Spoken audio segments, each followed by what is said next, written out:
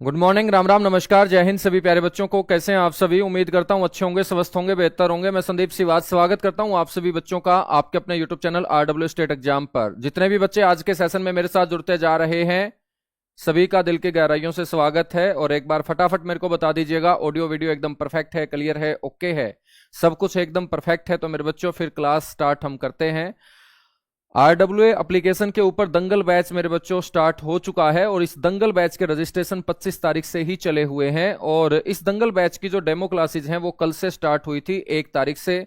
आज demo classes का दूसरा दिन है मेरे बच्चों और कल 3 तारीख तक डेमो क्लासेज इस बैच की चलेंगी और 3 तारीख तक आप लोग डिस्काउंट के साथ दंगल बैच जो हरियाणा सीईटी 2025 में बेहतरीन स्कोर कराने के लिए हरियाणा और हरियाणा के पड़ोसी राज्य जो तैयारी कर रहे होंगे हरियाणा सीईटी की, उन सभी बच्चों के लिए लाया गया है। तो जितने भी बच्चे जुड़ते जा रहे हैं एक बार फटाफट मेरे को बता दीजिएगा, ऑडियो वीडियो एकदम परफेक्ट है, क्लियर है, ओके है। और एक बार जय हरियाणा जय हरियाणवी का नारा लगा दीजिएगा।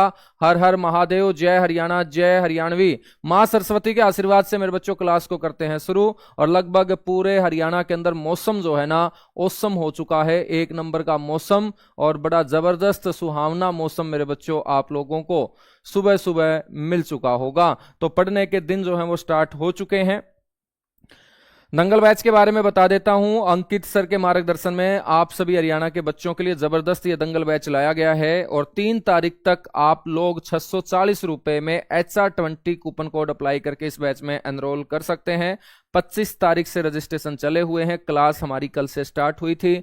हरियाणा जीके की क्लास बड़ी जबरदस्त अपनी हुई और आप लोगों ने खूब मेहनत की और आज भी उम्मीद कर रहा हूं कि इसी तरीके से आप लोग पूरे हरियाणा में क्लास को फैला दोगे। बच्चों, इस बैच के जो फीचर हैं वो लाइव क्लासेस रहेगी। जो बच्चा लाइव क्लास अटेंड नहीं कर पाता है तो वो रिकॉर्डेड फॉर्म में क्लास देख पाएगा।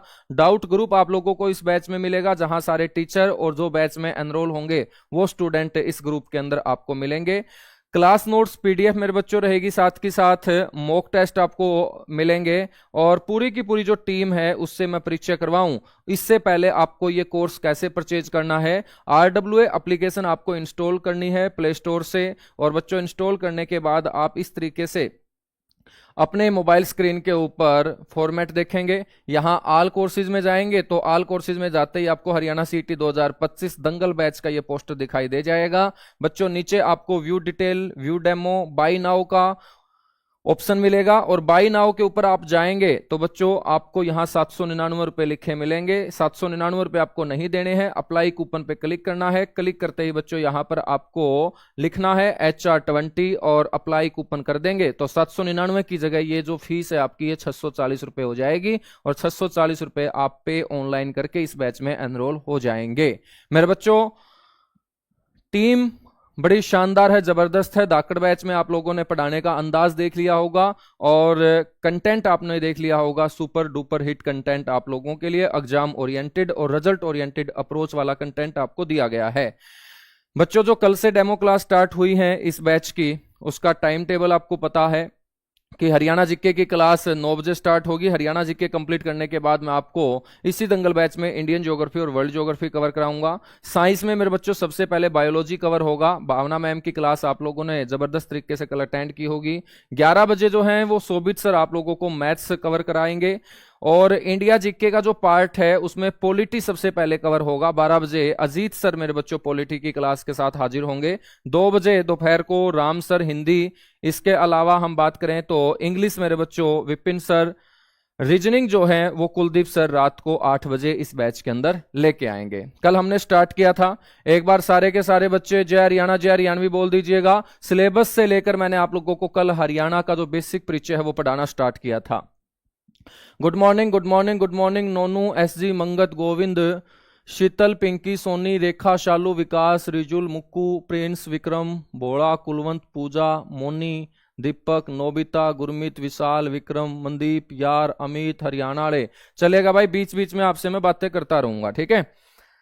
कल हम लास्ट में कहां पर थे? कल हम थे कि हरियाणा का बदलता हुआ स्वरूप हम देख रहे थे कि गठन के समय हमारा हरियाणा कैसा दिखता था और वर्तमान में हमारा हरियाणा कैसा दिखता है। तो गठन के समय जो अपना एरिया था 44,212, उसको हमने 7 जिलों में बांटा था और ये इन 7 के 7 जिले हमने एक ट्रिक से याद किए थे, कागज अमर है, जिसमें सबसे बड़ा जिला बच्चों मैंने हिसार बताया था, दूसरा सबसे बड़ा जो था वो करनाल था, तीसरा सबसे बड़ा गुरुग्राम था, चौथा सबसे बड़ा रोहतक था, पांचवा सबसे बड़ा अंबाला था, सबसे छोटा जींद था और दूसरा सबसे छोटा बच्चों महेंद्रगढ़ था। 6 जिले ऐसे हैं जिनसे जिलों का निर्माण हुआ, लेकिन जींद एक ऐसा जिला है बच्चों जिससे किसी भी जिले का गठन नहीं हुआ। तो बड़ा इंपॉर्टेंट क्वेश्चन है कि गठन के समय ऐसा कौन सा जिला था जिससे किसी भी जिले का गठन नहीं हुआ, तो आप बोलेंगे वो जींद था। क्या था? जींद था। बच्चों वर्तमान में अपना हरियाणा कैसा दिखता है? वर्तमान में अपना हरियाणा ऐसा दिखता है जो 22 जिलों का हरियाणा है और ये 22 के 22 जिलों के बारे में हम चर्चा करेंगे। गठन के समय हमारा हरियाणा ऐसा दिखता था जहां पर 7 जिले थे, तो वर्तमान में मेरे बच्चों अपना हरियाणा ऐसा दिखता है। हम बात करें कि हमने पढ़ा था गठन के समय जो सबसे बड़ा जिला था वो कौन सा था? हिसार था। कौन सा था बच्चों? हिसार था। ठीक है, गठन के समय यदि सबसे बड़ा हिसार था तो इस हिसार जिले से मेरे बच्चों 2 जिलों का गठन हुआ। उन 2 जिलों में सबसे पहले सिरसा जिला बना। हिसार से सबसे पहले कौन सा जिला बना? सिरसा। और उसके बाद 1997 के अंदर बच्चों हिसार से कौन सा जिला अलग किया गया? फतेहाबाद अलग किया गया। तो सिरसा और फतेहाबाद किससे अलग हुए हैं? हिसार से अलग हुए हैं। इसके अलावा मैं बात करूं मेरे बच्चे, भिवानी जो जिला है ना, ये भी हिसार से क्या हुआ था? अलग हुआ था। तो सबसे पहले 22 दिसंबर 1972 को हिसार से अलग करके भिवानी ही बना था। भिवानी के बाद सिरसा बना और सिरसा के बाद फतेहाबाद। तो हिसार से कितने जिलों का गठन हुआ है? 3 जिलों का गठन हुआ है। और सबसे ज्यादा जो जिले बनाए गए हैं ना, वो किससे बनाए गए हैं? सबसे ज्यादा जो जिले बनाए गए हैं हरियाणा में वो हिसार जिले से ही बनाए गए हैं। और हिसार से कितने जिलों का गठन हुआ है? 3 जिलों का गठन हुआ है। इसके बाद हमने पढ़ा था कि जो दूसरा सबसे बड़ा है बच्चों वो कौन सा है? वो गुरुजी करनाल है। और करनाल आपको मानचित्र के ऊपर कहां दिखाई देगा? वो यहां दिखाई देगा। ठीक है ना। अब मैं आपसे पूछूं कि करनाल से कौन सा जिला अलग हुआ था, तो करनाल से एक जिला अलग हुआ था, पानीपत। करनाल के ठीक नीचे बैठा है बच्चों कौन है? पानीपत। ठीक है ना। और करनाल से कौन अलग हुआ था? करनाल से अलग हुआ था बच्चों कुरुक्षेत्र। करनाल से कौन अलग हुआ था? कुरुक्षेत्र। तो करनाल से कितने जिलों का गठन हुआ? 2 जिलों का, एक पानीपत और एक कुरुक्षेत्र। इन दोनों में कुरुक्षेत्र पहले बना था, पानीपत मेरे बच्चों 1989 में बाद में बना था। ठीक है। हमने बात की कि तीसरा जो सबसे बड़ा था ना वो कौन था? वो था गुरुजी गुरुग्राम। तो ये आपका गुरुग्राम है। और गुरुग्राम से हम बात करें तो सबसे पहले कौन से जिले का गठन हुआ बच्चे? फरीदाबाद, जो हरियाणा का सबसे छोटा जिला है अकॉर्डिंग टू एरिया। 15 अगस्त 1979 को 12वां जिला ये बनाया गया था। ठीक है। तो गुरुग्राम से फरीदाबाद, साथ के साथ गुरुग्राम से बच्चे कौन अलग हुआ? गुरुजी नू।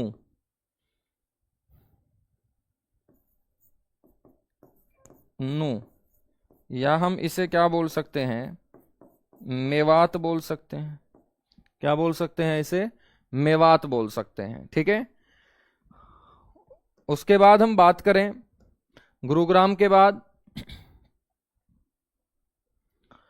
तो आपको ध्यान रखना है रोहतक। तो रोहतक कौन सा जिला है? ये आपका जो जिला है ये आपका रोहतक जिला है। तो रोहतक से कौन कौन अलग हुए? रोहतक से अलग हुए हैं सर, एक तो सोनीपत। रोहतक से कौन अलग हुआ है? रोहतक से अलग हुआ है सोनीपत। और साथ के साथ रोहतक से अलग हुआ है बच्चों झज्जर। भिवानी का कुछ हिस्सा भी रोहतक से ही अलग हुआ, लेकिन ज्यादातर जो जमीन है ना भिवानी की वो किससे अलग हुई है? वो हिसार से अलग हुई है। ठीक है। इसके बाद हम बात करते हैं अंबाला की। तो ये आपका जो जिला है ना ये अंबाला जिला है। और अंबाला जिला से अलग होने वाले जो जिले होंगे उनमें अंबाला से सबसे पहले अलग हुआ बच्चों यमुनानगर। मानचित्र के ऊपर काम करना है ज्यादा से ज्यादा, क्योंकि आंखों के अंदर कोई चीज आएगी तो लंबे समय तक टिकेगी। तो अंबाला से कौन अलग हुआ है? यमुनानगर। और अंबाला से बच्चों कौन अलग हुआ है? पंचकुला। तो पंचकुला और यमुनानगर किससे अलग हुए हैं गुरुजी? अंबाला से अलग हुए हैं। ठीक है, इसके बाद हम बात करें तो कुरुक्षेत्र से कौन अलग हुआ? कुरुक्षेत्र से जो अलग हुआ है बच्चों, वो अलग हुआ है कैथल। तो कैथल जो है ना, ये करनाल से अलग नहीं हुआ, याद रखेंगे, किताबों के अंदर करनाल से अलग बताया गया है।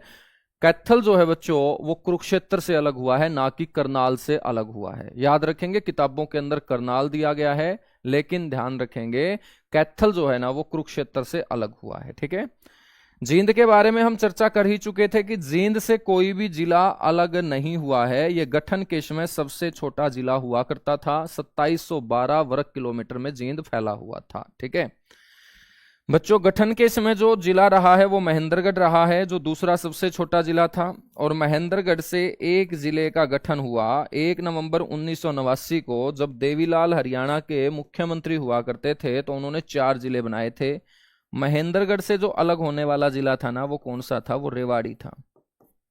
महेंद्रगढ़ से कौन अलग हुआ था? रेवाड़ी अलग हुआ था।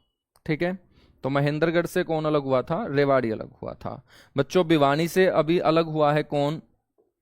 सबसे बाद में जो जिला बना है वो बना है चरखी दादरी। चरखी दादरी, ठीक है ना, चरखी दादरी। हम बात करें तो बच्चों फरीदाबाद से अलग हुआ है कौन? पलवल। तो इस तरीके से आज हम अपने हरियाणा के अंदर कितने जिले पढ़ते हैं? 22 जिले पढ़ते हैं। ठीक है, और इन 22 जिलों का गठन हुआ है 6 जिलों से। कितने जिलों से? 6 जिलों से। तो आपसे कोई पूछ ले कि सबसे ज्यादा जिलों का जो गठन हुआ है ना, वो कौन से जिले से हुआ है?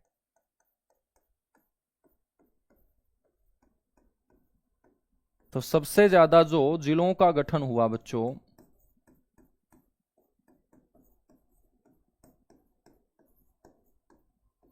वो हुआ है हिसार से। किससे हुआ है सबसे ज्यादा जिलों का गठन? हिसार जिले से सबसे ज्यादा जिले बनाए गए हैं।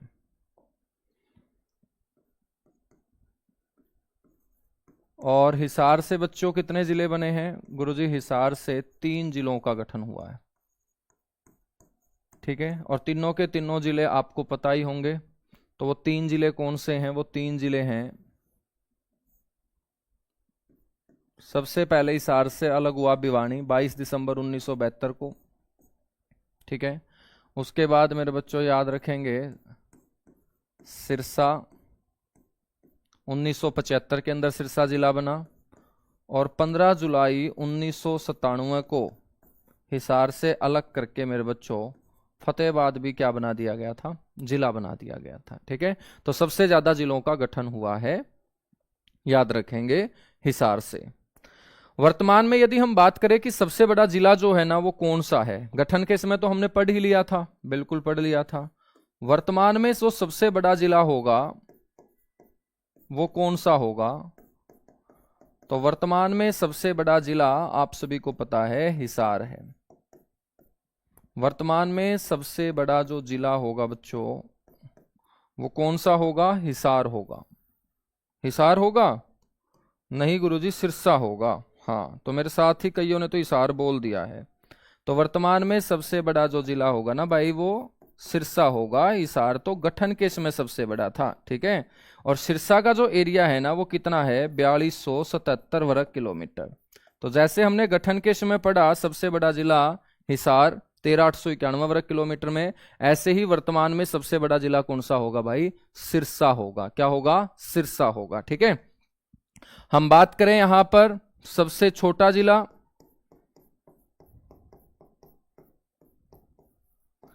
सबसे छोटा जिला, तो सबसे छोटा जिला बच्चों कौन सा होगा?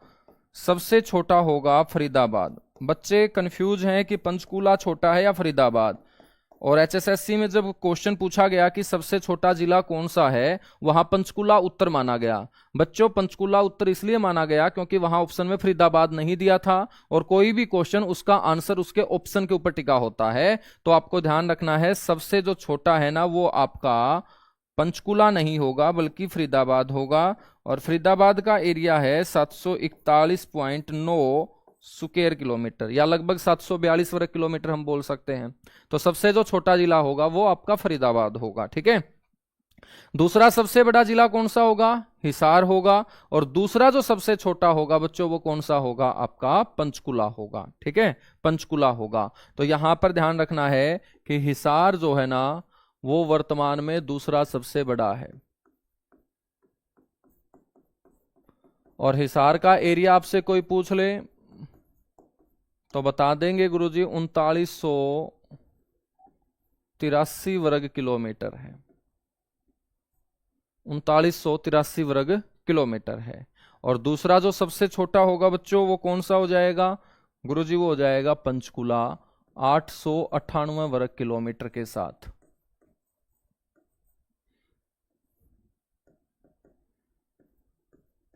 तो फरीदाबाद के बाद दूसरा छोटा जो जिला होगा हरियाणा में वो कौन सा हो जाएगा? 898 वर्ग किलोमीटर के साथ पंचकुला हो जाएगा, ठीक है। तो ये आपको अपने हरियाणा का बदलता हुआ स्वरूप देखना है कि गठन के समय हमारा हरियाणा 7 जिलों वाला हरियाणा था। वर्तमान में हरियाणा 22 जिलों वाला हरियाणा है, जिसमें सबसे बड़ा है सिरसा, दूसरा सबसे बड़ा है बच्चे हिसार, दूसरा सबसे छोटा है पंचकुला और सबसे छोटा है फरीदाबाद 742 वर्ग किलोमीटर के साथ, ठीक है। बिल्कुल, पंचकुला की स्थापना 15 अगस्त 1995 को हुई थी और पंचकुला हरियाणा के अंदर 17वां जिला बना था। अब हम आगे बढ़ते हैं। बदलते हुए स्वरूप में कुछ और बातें मैं आप लोगों को यहां पर बताता हूं।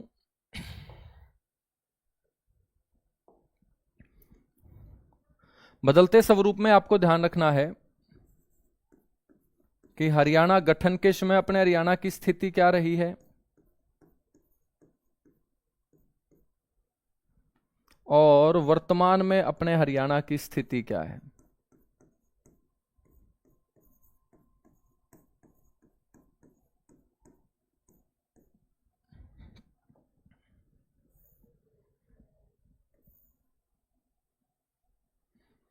आप लोगों से मैं पूछूं कि हरियाणा के अंदर जो जिले रहे हैं वो कितने रहे हैं, तो आप लोग आसानी से बता दोगे कि जो कुल जिले रहे थे वो गठन के समय तो थे 7 और वर्तमान में इनकी संख्या हो चुकी है बच्चों 22, ठीक है। आपसे पूछा जाए कि जिले इतने हैं तो कुल तहसीलों की जो संख्या रही है ना वो गठन के समय कितनी रही है? कौन बच्चा है जो मेरे को बता देगा कि जब अपना हरियाणा बना था उस समय हरियाणा के अंदर तहसीलों की संख्या इतनी हुआ करती थी? बहुत बढ़िया, मीटर खींच के चलते रहिएगा भाई। जितने भी बच्चे जुड़े हुए हैं ना, मीटर आप लोग खींच के चलते रहिएगा, मीटर आप लोग खींच के चलते रहिएगा। फटाफट मेरे को बताओ कि कुल तहसीलों की जो संख्या है वो गठन के समय हमारे हरियाणा में कितनी थी? तो बच्चों ने आंसर दे दिया है कि गुरुजी तहसील उस समय हुआ करती थी 27 और वर्तमान में मेरे बच्चों तहसीलों की जो संख्या है ना वो कितनी हो चुकी है?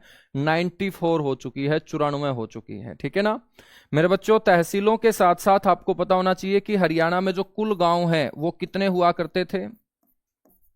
बेसिक बातें बता रहा हूं कि गठन के समय 1 नवंबर 1966 के समय अपने हरियाणा के अंदर कुल गांवों की जो संख्या हुआ करती थी वो 2525 हुआ करती थी। 2011 की जनगणना के आधार पे हम बात करें तो 2011 की जनगणना के आधार पर मेरे बच्चे अपने हरियाणा के अंदर गांवों की जो संख्या है वो 6841 है, या हम बोल सकते हैं 7287 है, ठीक है। कितने बोलेंगे? 6841 या हम बोलेंगे 7287। 6841 जो होगा ये 2011 की जनगणना के आधार पर होगा, ठीक है ना। तो 2011 जनगणना के आधार पे 6841 ध्यान रखेंगे। वर्तमान में आपको ध्यान रखना है 7287 अपने हरियाणा में क्या है? गांव है। बच्चों में बात करूं तो कुल विधानसभा क्षेत्र जो हुआ करते थे वो कितने हुआ करते थे? कुल विधानसभा जो क्षेत्र थे गठन के समय वो आप सभी जानते हैं 54 हुआ करते थे, क्योंकि पहली विधानसभा के अंदर सदस्य संख्या कितनी थी? 54 थी। 54 विधायकों से ही पहली विधानसभा का गठन हुआ था और वर्तमान में मेरे बच्चों इनकी संख्या कितनी है गुरुजी? 90 है। हम बात करें तो इसी के अंदर आरक्षित जो विधानसभा क्षेत्र थे वो कितने थे? आरक्षित जो विधानसभा क्षेत्र थे वो 54 में से 10 थे बच्चों, और वर्तमान में कितने हैं, ध्यान रखेंगे 17 हैं। यदि मैं बात करूं लोकसभा क्षेत्र की, जहां से मेंबर ऑफ पार्लियामेंट लोकसभा चुना जाता है, तो लोकसभा जो क्षेत्र है ना वो हुआ करते थे 9। कितने हुआ करते थे, 9 हुआ करते थे। करनाल जो है वो डबल सीट हुआ करती थी, और लोकसभा क्षेत्र वर्तमान में कितने हैं, 10 हैं बच्चों। कितने हैं, 10 हैं। ठीक है, याद रखेंगे, बिल्कुल याद रखेंगे। यदि आपसे कोई पूछ ले कि गठन के समय जो मुख्यमंत्री था,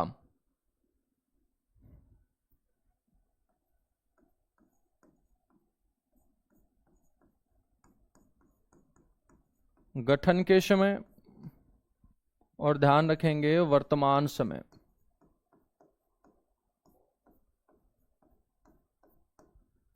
तो भाई गठन के समय हरियाणा का जो मुख्यमंत्री था वो कौन था, वो आप सभी जानते हैं, पंडित भगवत दयाल शर्मा था। तो वर्तमान में कौन है, वर्तमान में है नायब सिंह सैनी।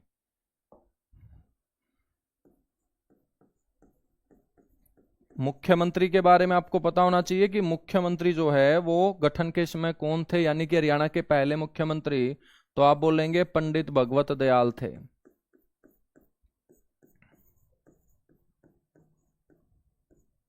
पंडित भगवत दयाल थे। वर्तमान में आप सभी जानते हैं श्री नायब सिंह सैनी, श्री नायाब सिंह सैनी बोल देते हैं, वैसे है तो नायब सिंह सैनी लेकिन नायाब बोल देते हैं ना, नायब सिंह सैनी। मुख्यमंत्री के बाद आपको पता होना चाहिए गवर्नर जो राज्य का पहला नागरिक होता है, कि पहले राज्यपाल कौन थे, तो पहले राज्यपाल थे धर्मवीर सिंह। बेसिक बेसिक बातें हैं, जो नए नए बच्चे हरियाणा जीके की शुरुआत कर रहे हैं, तो ये बेसिक बेसिक बातें उनको पता होनी चाहिए ताकि डे बाय डे उनका इंटरेस्ट बढ़ता जाए। तो राज्यपाल धर्मवीर सिंह थे, और वर्तमान में मेरे बच्चे कौन है, बंडारू दत्तात्रेय।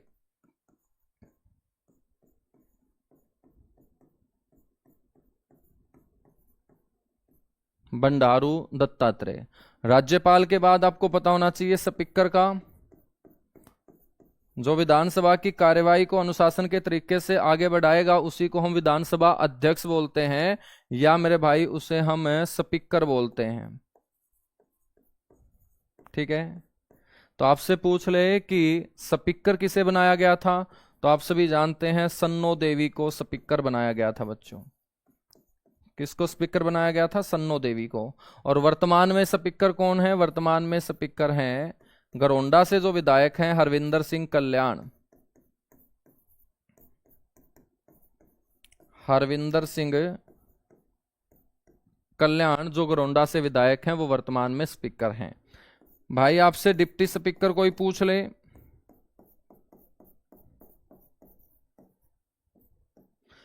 कि डिप्टी स्पीकर कौन, तो डिप्टी स्पीकर भी सन्नो देवी थी। तो स्पीकर बनने से पहले इनको 1 नवंबर 1966 को हरियाणा की विधानसभा के डिप्टी स्पीकर के तौर पे नियुक्त किया गया था। तो हरियाणा की पहली डिप्टी स्पीकर और हरियाणा की पहली स्पीकर। ठीक है, तो बच्चे 1 नवंबर 1966 से लेके 5 दिसंबर 1966 तक सन्नो देवी रही है डिप्टी स्पीकर, और 6 दिसंबर 1966 को सन्नो देवी को बना दिया गया स्पीकर। क्या बना दिया गया, स्पीकर। तो डिप्टी स्पीकर भी सबसे पहले सन्नो देवी रही है। और वर्तमान में जो डिप्टी स्पीकर हैं वो जींद से विधायक हैं कृष्ण चंद मिड्डा। कृष्ण चंद मिड्डा। ठीक है, आपसे कोई पूछ ले कि हाई कोर्ट के मुख्य न्यायाधीश कौन हुआ करते थे गठन के समय, तो ये बड़े बड़े जो पद हैं बच्चों वो जरूर याद रखें। तो मुख्य न्यायाधीश जो हुआ करते थे वो हुआ करते थे जस्टिस मेहर सिंह। गठन के समय मेरे भाई हरियाणा पंजाब चंडीगढ़ हाई कोर्ट के चीफ जस्टिस थे जस्टिस मेहर सिंह। और वर्तमान में मैं जिक्र करूं कि कौन है हरियाणा पंजाब चंडीगढ़ हाई कोर्ट के चीफ जस्टिस, तो उनका नाम है जस्टिस सील नागू। तो ध्यान रखेंगे उनका नाम है justice seal Nagu, justice seal Nagu. ठीक है, तो ये बेसिक बेसिक बातें एक बार आपको पता होनी चाहिए अपने हरियाणा के बारे में। चलेगा, अब हम बात करते हैं कि अपना जो हरियाणा 1 नवंबर 1966 को भारत के अंदर 17वां राज्य बना था, तो अपने हरियाणा की जो स्थिति है वो भारत के अंदर क्या रही थी? तो हम बात करेंगे स्थिति की। स्थिति का मतलब है लोकेशन। और आप सभी को पता होना चाहिए कि कोई भी जमीन है उसकी स्थिति हम दो तरीके से निकालेंगे। कैसे निकालेंगे? एक स्थिति तो बच्चों आपसे पूछा जाएगा कि बताइएगा भारत के अंदर इसकी स्थिति क्या है। भारत में स्थिति, तो आप सभी को पता है कि भारत के अंदर अपना हरियाणा जो है वो कौन सी दिशा में है? सिर वाली दिशा उत्तर होती है और लेफ्ट हैंड साइड आपकी पश्चिम होती है। तो सिर और उल्टे हाथ वाली दिशा के बीच में अपना हरियाणा है, तो इस बीच वाले भाग को हम कौन सी दिशा बोलेंगे? उत्तर पश्चिम बोलेंगे। क्या बोलेंगे? उत्तर पश्चिम।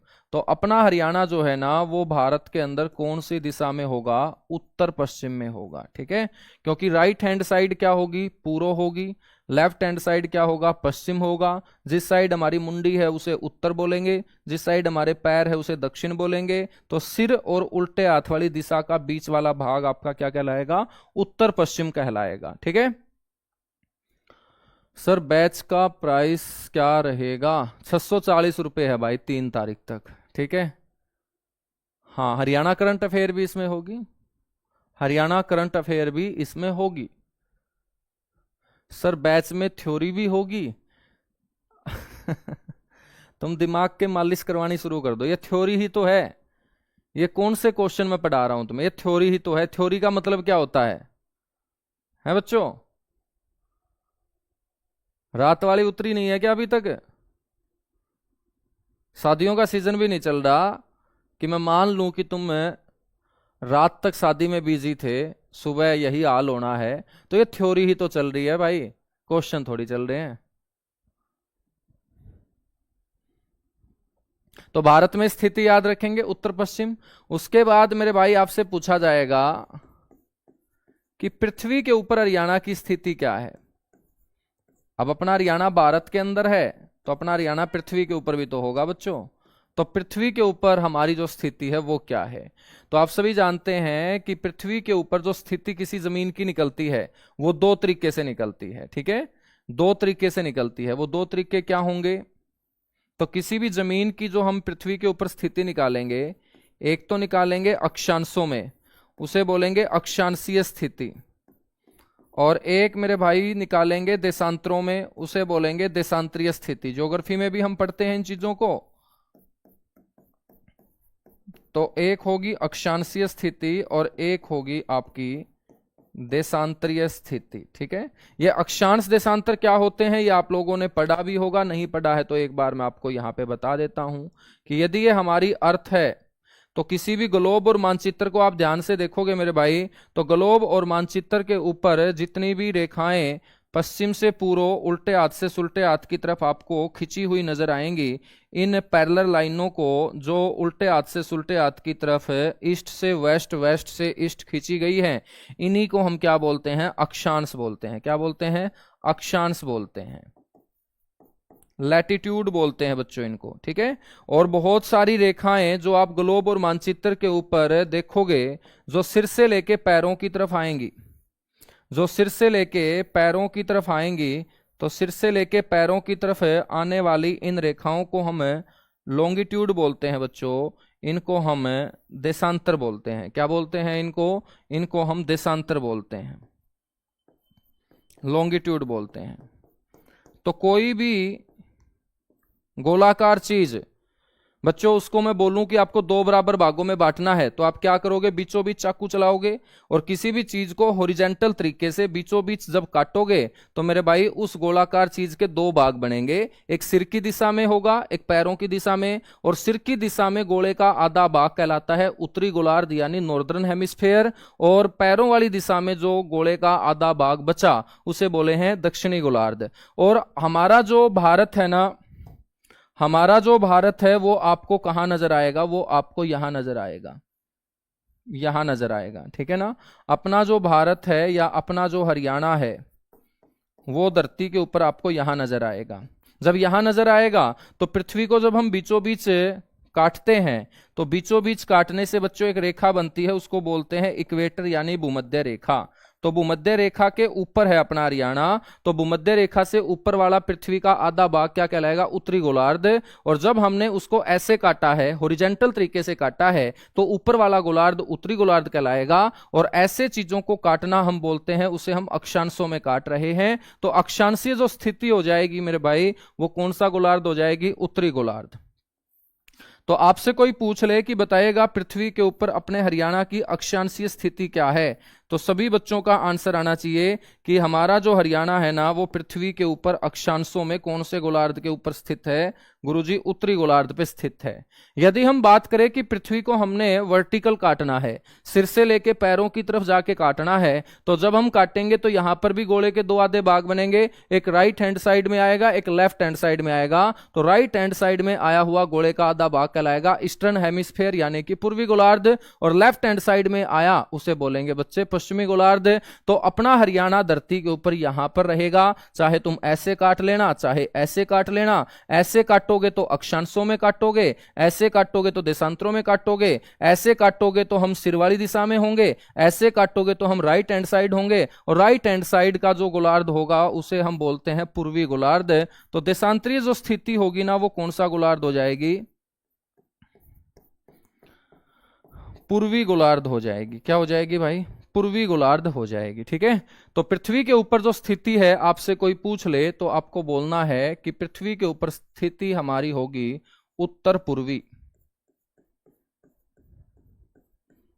ठीक है, उत्तर पूर्वी यानी कि अक्षांशों में हम उत्तर में हैं और देशांतरों में हम पूर्व में हैं। तो पृथ्वी के ऊपर स्थिति होगी उत्तर पूर्वी गोलार्ध, अक्षांशीय स्थिति होगी उत्तरी गोलार्ध, देशांतरीय स्थिति होगी बच्चे पूर्वी गोलार्ध। क्या होगी, पूर्वी गोलार्ध होगी। यहां तक बातें कंप्लीट हुई? एक बार फटाफट बताओ, जितने भी बच्चे जुड़ते जा रहे हैं एक बार फटाफट बता दीजिएगा कि सारी की सारी बातें क्लियर होती जा रही हैं। बिल्कुल, स्थिति के बाद हम विस्तार भी पढ़ेंगे, स्थिति के बाद हम विस्तार भी पढ़ेंगे। ठीक है, अब देखिएगा ये जो अपना भारत है और भारत के अंदर अपना हरियाणा है, तो इस अपने हरियाणा को कई नामों से पुकारा जाता है बच्चों। तो आपको ध्यान रखना है कि इस हरियाणा को भारत के अंदर कई नामों से पुकारा जाता है।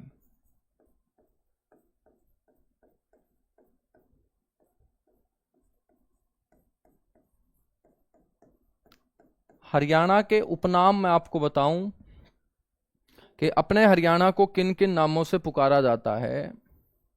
तो सबसे पहले आपको ध्यान रखना है कि अपने हरियाणा को बोलते हैं गेहूं की टोकरी। गेहूं की क्या बोलते हैं बच्चों, टोकरी बोलते हैं, क्योंकि छोटा सा अपना हरियाणा बड़ी मात्रा में गेहूं का उत्पादन करता है। ठीक है, तो इसको बोलते हैं wheat basket of India. Punjab को भी गेहूं की टोकरी कहा जाता है और अपने हरियाणा को भी गेहूं की टोकरी कहा जाता है। ठीक है, इसके बाद अपने हरियाणा को कहा जाता है स्वॉर्ड ऑफ इंडिया। तो अपने हरियाणा को और किस नाम से जाना जाता है, स्वॉर्ड ऑफ इंडिया, यानी कि भारत की तलवार कहा जाता है। और मैं आपसे पूछूं कि क्यों कहा जाता है भारत की तलवार हरियाणा को, तो कौन बच्चा है जो मेरे को बता देगा कि भारत की तलवार हरियाणा को कहा जाता है तो क्यों कहा जाता है। ठीक है, तो हरियाणा को भारत की तलवार कहा जाता है मेरे बच्चों, वो इसलिए क्योंकि इतिहास में अपना हरियाणा भारत के अंदर अच्छी तलवारें बनाने के लिए जाना जाता था। यहां पर तांबे की तलवारें भी प्राप्त हुई हैं, तांबे की तलवारें भी 2000 ईसा पूर्व की जो है वो प्राप्त हुई हैं, और 2000 ईसा पूर्व की तांबे की जो तलवार हैं वो प्राप्त हुई हैं सिरसा जिले से। कौन से जिले से, सिरसा जिले से। सिरसा जिला भी तलवारों के लिए जाना गया है, सोनीपत जिला भी तलवारों के लिए जाना गया है, और हांसी के अंदर जो किला बनवाया गया था अनंगपाल तोमर के द्वारा, जिसका दोबारा से पुनर्निर्माण करवाया था पृथ्वीराज चौहान ने, वो किला भी तलवारों के लिए जाना गया है। इसीलिए उसे हम क्या बोलते हैं, इसीलिए उसे हम अस्सीगढ़ बोलते हैं। तो भारत की तलवार कहा जाता है हरियाणा को। क्यों कहा जाता है? क्योंकि यहां सिरसा जिला, सोनीपत जिला और हांसी का जो क्षेत्र है वो तलवार बनाने के लिए फेमस रहा है। और 2000 ईसा पूर्व की एक तांबे की तलवार हरियाणा के सिरसा जिले से प्राप्त भी हुई है। तो काफी प्राचीन इतिहास तलवारों के लिए हरियाणा का जाना गया है। ठीक है, हम बात करें तो इसको हम और क्या बोलते हैं, इसको हम बोलते हैं राष्ट्र का रक्षा द्वार, या हम बोल सकते हैं भारत का रक्षा द्वार। भारत या राष्ट्र का, इसको रक्षा द्वार भी बच्चों कहा जाता है। ठीक है, भारत या राष्ट्र का रक्षा द्वार भी इसे बोला जाता है। साथ के साथ हम बात करें तो इसे और उपनामों से जाना जाता है। और उपनामों में ध्यान रखना है बच्चों, इसे बोला जाता है उत्तर भारत का प्रवेश द्वार। तो अपने हरियाणा को और किस नाम से जाना जाता है? उत्तर भारत का प्रवेश द्वार इसे कहा जाता है। Entry gate of North India इसे कहा जाता है। इसके अलावा इसे किस नाम से जाना जाता है बच्चों? तो इसे जाना जाता है सैनिकों की खान के नाम से। सैनिकों की खान इसे कहा जाता है। ठीक है, उसके अलावा हम बात करें तो इसे खेलों का हब कहा जाता है, क्योंकि खेल और खिलाड़ियों के लिए अपना हरियाणा हमेशा जाना जाता है। ओलंपिक के अंदर जब भी पदक तालिका में आप पदकों की संख्या देखोगे तो उन पदकों में सबसे ज्यादा पदक हरियाणा के खिलाड़ियों के द्वारा प्राप्त किए गए होंगे। तो खेल और खिलाड़ियों के लिए हमेशा हमारा हरियाणा जाना गया है। तो इसे स्पोर्ट्स हब बोलते हैं, खेलों का हब भी बोलते हैं। बच्चों, जहां दूध और दही का खाना ऐसा है अपना हरियाणा, तो दूध और दही के चलते इसे हम किस नाम से पुकारते हैं? दूध दही का प्रदेश भी इसे कहा जाता है। ठीक है, तो आपसे कोई पूछ ले कि हरियाणा को और किस नाम से जाना जाता है, तो इसे दूध दही का प्रदेश भी कहा जाता है। दूध दही का प्रदेश भी अपने हरियाणा को कहा जाता है। ठीक है, दूध की बाल्टी भी मैंने आप लोगों को कई बार क्वेश्चन में बताया है कि इसे हम दूध की बाल्टी भी बोलते हैं। तो हरियाणा को क्या कहा जाता है? दूध की बाल्टी भी कहा जाता है। ठीक है, दूध की बाल्टी भी इसे कहा जाता है। तो इतने नामों से अपना हरियाणा जो है वो जाना जाता है, ये आपको पता होना चाहिए। ठीक है, जो भारत के उत्तर पश्चिम के अंदर है, पृथ्वी के ऊपर स्थिति आप लोगों ने देख ली है। अब हम बात करते हैं स्थिति के बाद विस्तार की। स्थिति के बाद मेरे भाई हम बात करेंगे विस्तार की, क्योंकि जब हमें पृथ्वी के ऊपर किसी जमीन की स्थिति का पता लग जाता है तो स्थिति के बाद जो हम कवर करते हैं वो विस्तार कवर करते हैं।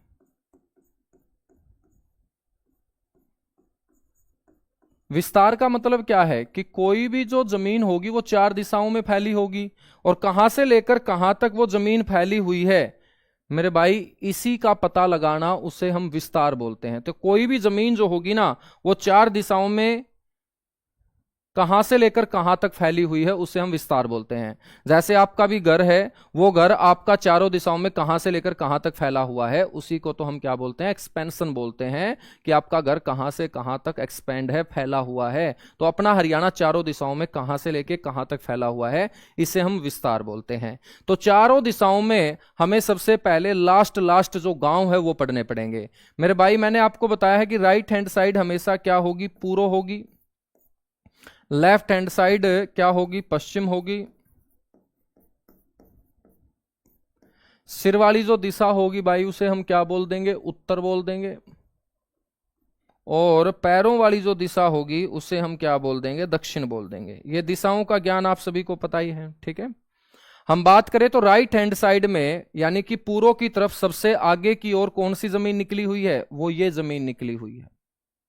राइट हैंड साइड में आगे की तरफ है ये जमीन निकली हुई है। तो सबसे पूर्व में हमारा ये क्षेत्र होगा। पश्चिम के अंदर मेरे भाई जो जमीन निकली हुई है वो ये निकली हुई है। तो लेफ्ट हैंड साइड में सबसे आगे की तरफ निकली हुई जमीन हमारी ये होगी, तो ये हमारा सबसे पश्चिम का अक्षेत्र होगा। सिर वाली दिशा में हम बात करें तो सिर वाली दिशा में मेरे भाई ये जमीन सबसे ऊपर की तरफ निकली हुई है, तो ये हमारा सबसे उत्तर में क्षेत्र होगा। और पैरों वाली दिशा में सबसे आगे की तरफ हमारी ये जमीन निकली हुई है, तो दक्षिण की तरफ है सबसे हमारा ये क्षेत्र होगा। यदि हम बात करें कि राइट हैंड साइड में ये कौन से गांव की जमीन है जो सबसे आगे की तरफ निकली हुई है, तो इस गांव का नाम है ताजेवाड़ा। और ताजेवाड़ा गांव की जमीन के ऊपर जाके जब मैंने एक बिंदु लगाया तो उस बिंदु को हम बोलते हैं ताजेवाड़ा बिंदु। और ताजेवाड़ा जो बिंदु होगा बच्चों, इसे हम हरियाणा का कौन सा बिंदु बोल देंगे, फिर पूर्वी बिंदु बोल देंगे, ईस्टर्न पॉइंट ऑफ हरियाणा इसे बोल देंगे, ठीक है। क्योंकि इस गांव की जमीन के बाद हमारा हरियाणा जो है वो खत्म हो जाता है, किसी दूसरे प्रदेश की जमीन शुरू हो जाती है, और वो प्रदेश आपका हिमाचल प्रदेश है। हिमाचल प्रदेश शुरू हो जाता है ताजेवाड़ा से आगे, ठीक है। तो राइट हैंड साइड में सबसे लास्ट गांव हमारा कौन सा होगा, ताजेवाड़ा। और ताजेवाड़ा जो गांव है मेरे भाई, ये आपको पता होना चाहिए कि कौन से डिस्ट्रिक्ट का गांव है, तो इस डिस्ट्रिक्ट का नाम है यमुनानगर। तो हरियाणा का पूर्वी बिंदु कौन से जिले में निर्धारित होगा, यमुनानगर में। यदि हम बात करें लेफ्ट हैंड साइड के अंदर ये गांव कौन सा है, तो इस गांव का जिक्र तो आप लोगों ने खूब सुना होगा, और इस गांव का नाम है चौटाला गांव।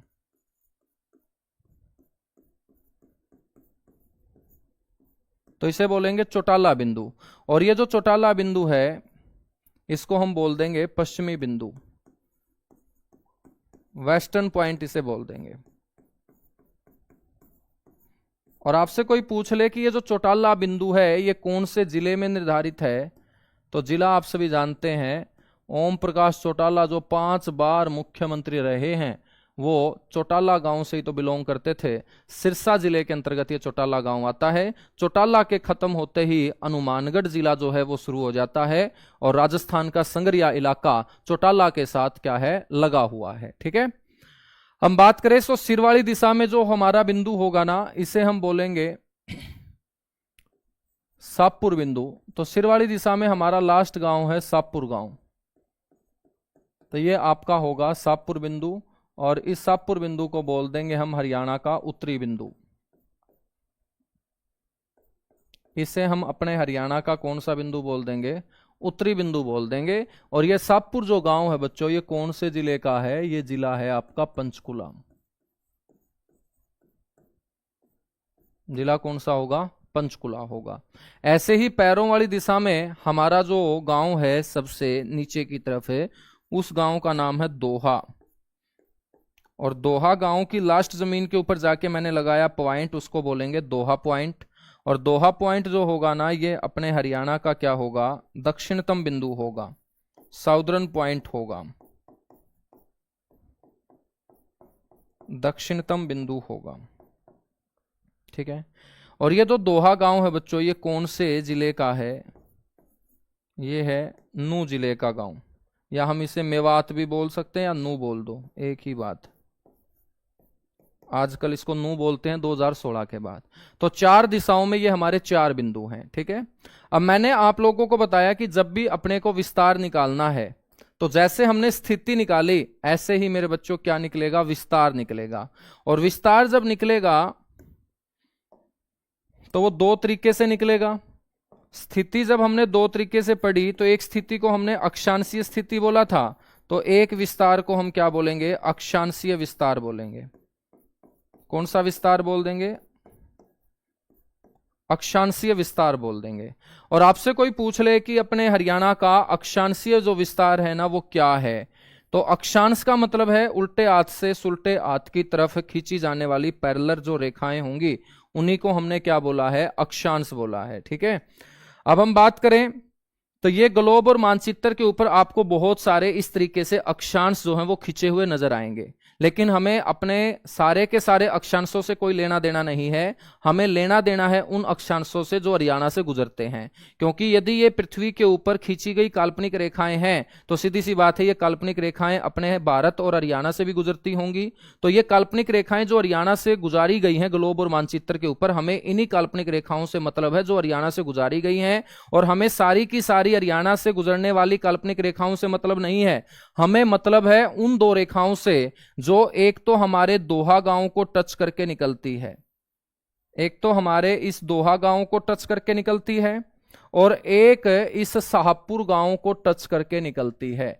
हमें सिर्फ इन दो रेखाओं से मतलब है, इन दो अक्षांशों से मतलब है, क्योंकि यही दो अक्षांश सिर से लेके पैरों तक अपने हरियाणा का उत्तर से लेके दक्षिण तक विस्तार बताने का काम करेंगी। और जब ये पैरेलल लाइनें उल्टे हाथ से सुल्टे हाथ की तरफ जा रही हैं तो इनको हम बोलेंगे अक्षांश और इसी विस्तार को हम बोलेंगे अक्षांशीय विस्तार। तो मेरे बच्चों, जो दोहा गांव को टच करके जाती है उसकी वैल्यू है 27 डिग्री 39 मिनट, 27 डिग्री 39 मिनट। और शाहपुर गांव को जो टच करके जा रहा है अक्षांश, उसकी वैल्यू है 30 डिग्री 35 मिनट। ठीक है, कई जगह इसको 55 भी लिखा गया है। तो 27 डिग्री 39 मिनट, 30 डिग्री 35 मिनट या 30 डिग्री 55 मिनट भी आप बोल सकते हो। तो इसी को हम क्या बोलेंगे, हमारा अक्षांशीय विस्तार बोलेंगे। तो याद रखिएगा 27 डिग्री 39 मिनट से लेके 30 डिग्री 35 मिनट। और मेरे भाई ये अक्षांश कौन से गोलार्ध के हैं, उत्तरी गोलार्ध के हैं, तो इसके पीछे हम जोड़ देंगे उत्तरी अक्षांश। क्या जोड़ देंगे, उत्तरी अक्षांश। तो इसको बोलते हैं अक्षांशीय विस्तार। अब हम बात करेंगे देशांतरीय विस्तार की। अब हम बात करेंगे देशांतरीय विस्तार की।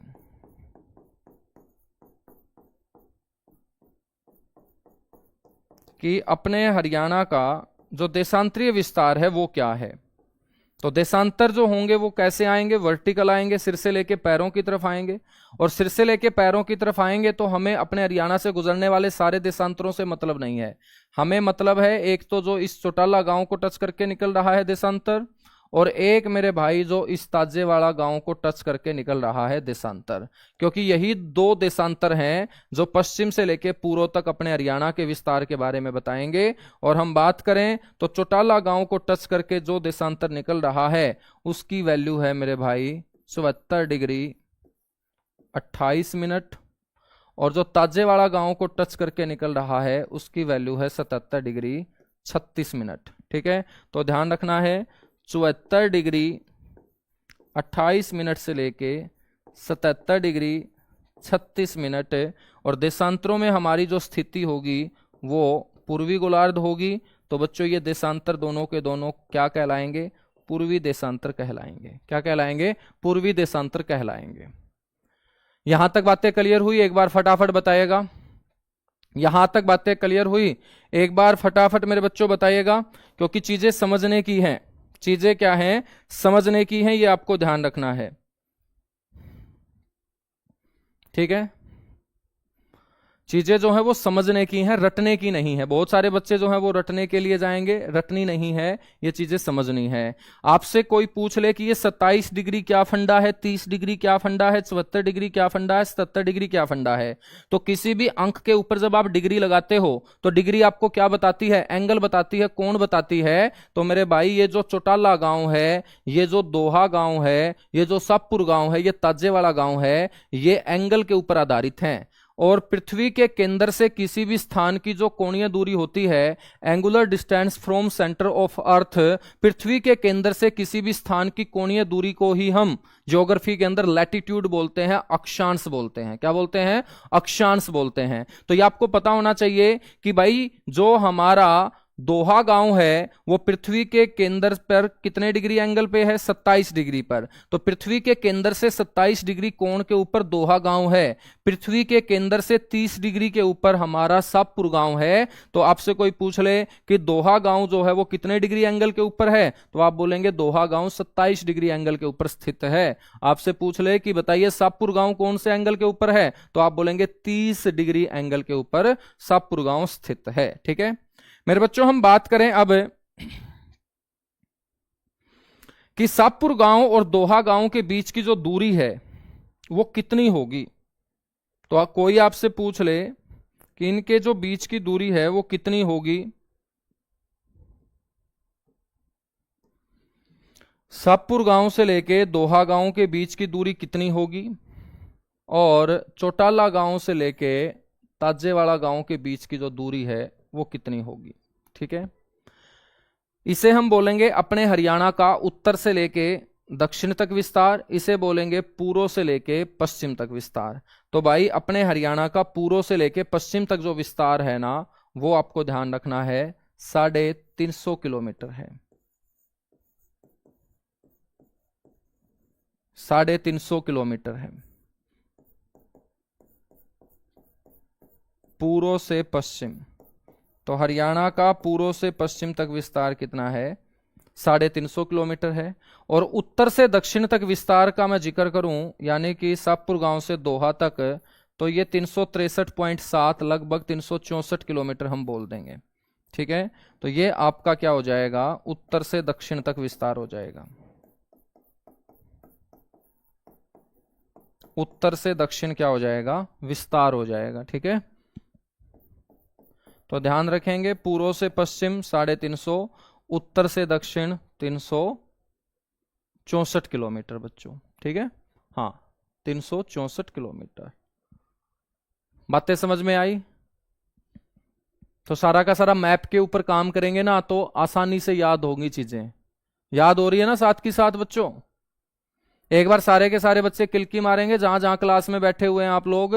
हाँ, जब समझ में आ जाता है तो अंदर से एक अलग खुशी होती है, और खुशी खुशी में फिर किल्की मारी जाती है अपने हरियाणा में। अपने हरियाणा में खुशी का प्रतीक है किल्की। ठीक है, हाँ देख लो सभी ने मुंह फाड़ दिए हैं, इसका मतलब कार्यक्रम सही चल रहा है।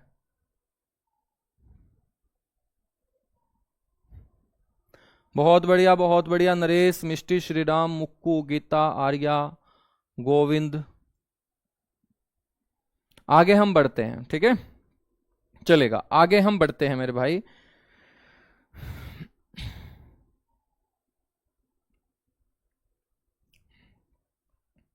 और बेसिक बेसिक बातें हम करते हैं। बेसिक बातों से पहले मैं आपको थोड़ा सा और विस्तार के बारे में बता देता हूं। अपने हरियाणा के पेपरों में जो क्वेश्चन पूछे गए हमसे,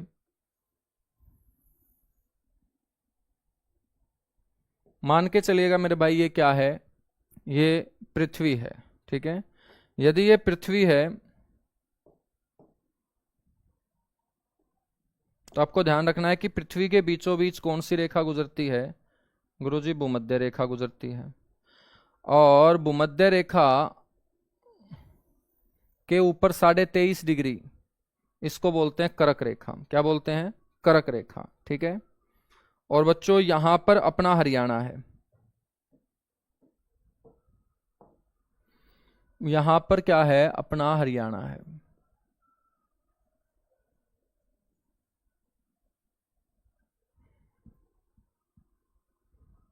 ठीक है, थोड़ा सा इस साइड बना लेते हैं। ये जो टुकड़ा है ये हम अपना हरियाणा मान लेते हैं।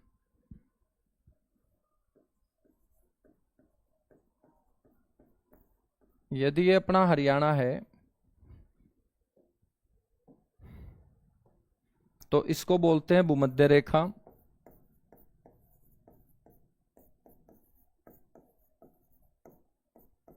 या इसे बोलते हैं विषुवत रेखा। विषुवत रेखा, या मेरे बच्चों इसे बोल देते हैं 0 डिग्री लैटिट्यूड, इसको 0 डिग्री अक्षांश बोलते हैं। और ये जो ऊपर वाली रेखा है ये है 23.5 डिग्री उत्तरी अक्षांश, जिसको बोलते हैं ट्रॉपिक ऑफ कैंसर, यानी कि करक रेखा। क्या बोलते हैं इसे, करक रेखा।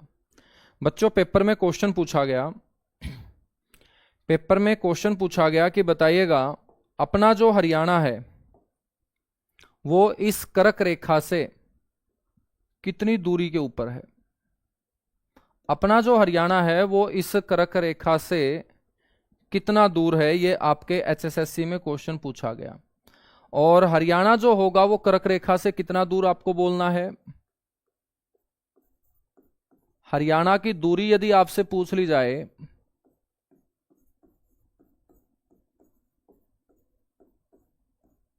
तो हरियाणा की दूरी आपको बतानी है कर्क रेखा से 300 मील। तो सबसे पहले दूरी आपसे पूछ ले कि कर्क रेखा से अपने हरियाणा की दूरी बताओ यानी कि ट्रॉपिक ऑफ कैंसर। तो कर्क रेखा से आपको बोलनी है 300 मील, लगभग 300 मील दूर है मेरे बच्चों अपना हरियाणा, क्या, कर्क रेखा से। ठीक है गुरुजी, मील माल का हमें नहीं पता, हमने तो दूरी किलोमीटर में पढ़ी है। तो मेरे भाई किलोमीटर में याद रखेंगे 483 किलोमीटर। कितने किलोमीटर? 483 किलोमीटर। ठीक है, तो ये पेपर में क्वेश्चन पूछा गया था ना, आपको पता होगा। हाँ 483 पॉइंट समथिंग है, आप 484 भी बोल सकते हो। ठीक है, वो लगभग पे चलेगा। तो 483 पॉइंट समथिंग है, उसको आप 484 भी बोल सकते हो। तो ये आपकी क्या हो जाएगी? कर्क रेखा से दूरी हो जाएगी कि अपना हरियाणा कर्क रेखा से कितनी दूर है। अब कर्क रेखा यदि पेपर में पूछ ली एग्जामिनर ने, तो उसका मन करेगा कि यार कर्क रेखा तो मैं पूछ चुका, अब की बार मैं ना बच्चों से भूमध्य रेखा से पूछ लेता हूं। भूमध्य रेखा से अब की बार मैं पूछ लेता हूं। और भूमध्य रेखा से जब पूछा जाए तो आपको बोलना है 2007 मील। 2007 मील की दूरी भूमध्य रेखा से अपने हरियाणा की है। ठीक है, 2007 मील।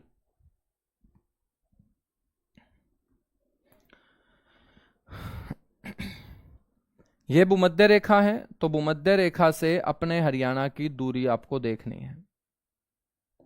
और भूमध्य रेखा से अपने हरियाणा की दूरी मैंने आपको बताई 2007 मील। लेकिन अभी हमने बात की कि जो मील माल है ना सर, हमें नहीं पता, हमने तो किलोमीटर सुने हैं। तो किलोमीटर में क्या बोल दोगे? 3231 किलोमीटर बोल दोगे। क्या बोल दोगे? 3231 किलोमीटर। इसके क्या फार्मूले भी हैं? बिल्कुल है फार्मूले, ठीक है ना। अक्षांशों के बीच की जो दूरी आप पढ़ते हो 111.13 किलोमीटर, तो उसी के अकॉर्डिंग जो हमारा अक्षांशीय गैप होगा, तो अक्षांशीय गैप को हमने कैलकुलेट कर लेना है। तो कैलकुलेट करके ही तो ये दूरी बताई गई है लगभग। ठीक है ना, कैलकुलेट करने के बाद ही तो मेरे भाई ये क्या बताई गई है? दूरी आपको बताई गई है। अब हम बात करें तो सामने वाला जो है ना एग्जामिनर, वो कुछ भी पूछ सकता है। भाई यहां पर है हमारा कौन सा ध्रुव? इसको बोलते हैं नॉर्थ पोल।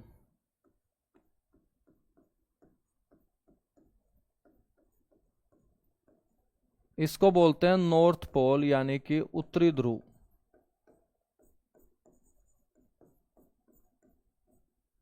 और ये जो है इसको बोलते हैं साउथ पोल, यानी कि दक्षिणी ध्रुव। अब देखिएगा, पूछने को वो कुछ भी पूछ सकता है, क्योंकि उसने कर्क रेखा से दूरी पूछी है। तो ऐसा तो है नहीं कि कर्क रेखा हरियाणा के बीचों बीच गुजर रही है इसलिए पूछ लिया। तो भाई ये कर्क रेखा, ये भूमध्य रेखा, ये नॉर्थ पोल, ये साउथ पोल मेन पॉइंट है। ठीक है, तो आपको ये ध्यान रखना है कि वो नॉर्थ पोल से भी आपकी दूरी जो है वो पूछ सकता है। तो नॉर्थ पोल से आपकी जो दूरी है वो आपको ध्यान रखनी है मेरे भाई। नॉर्थ पोल से अपने हरियाणा की जो दूरी होगी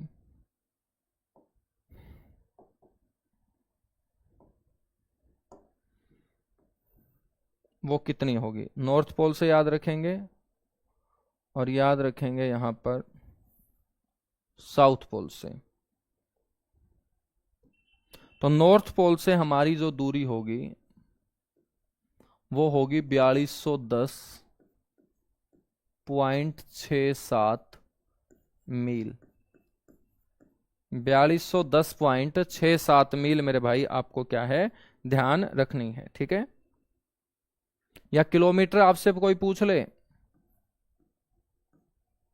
तो लगभग 6776 किलोमीटर।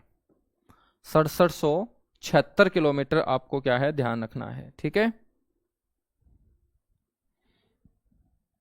यदि आपसे पूछ ले कि भाई दक्षिणी ध्रुव से, तो 8226.34 मील।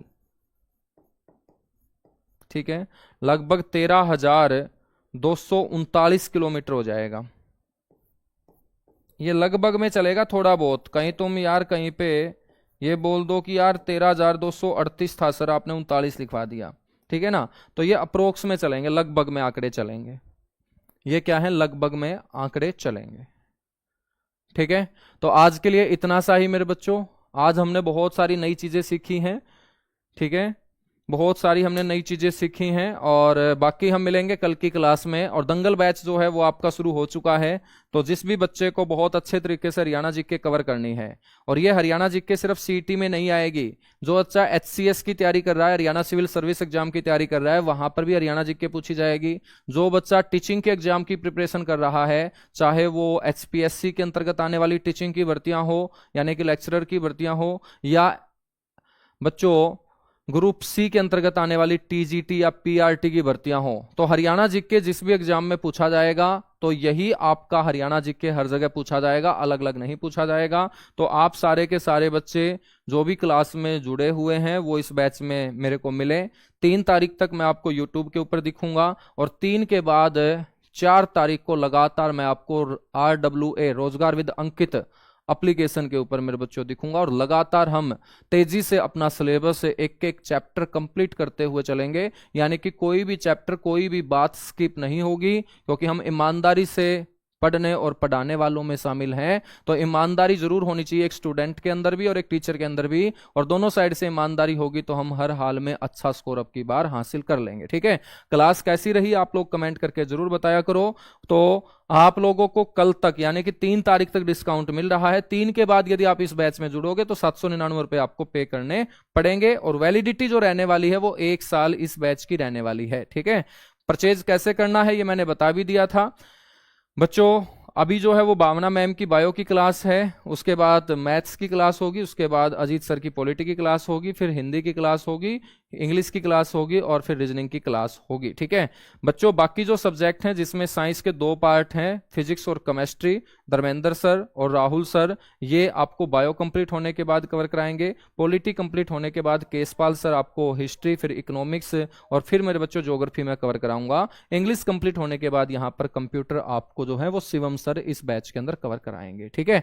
तो चलेगा, thank you, bye bye, love you, आप सभी को ढेर सारा प्यार, और इसी तरीके से आप लोग जुटे रहिएगा। और वो दिन दूर नहीं है जिस दिन आप अपने घर के आर्थिक हालातों के ऊपर जीत हासिल कर लोगे, सरकारी नौकरी मेरे बच्चों हासिल कर लोगे, और वो सरकारी नौकरी आपको अपनी मेहनत के बलबूते हासिल करनी है, दंगल बैच में जुड़ के दंगल बैच के टीचरों के मार्गदर्शन से हासिल करनी है। चलेगा, थैंक यू, बाय बाय बच्चों।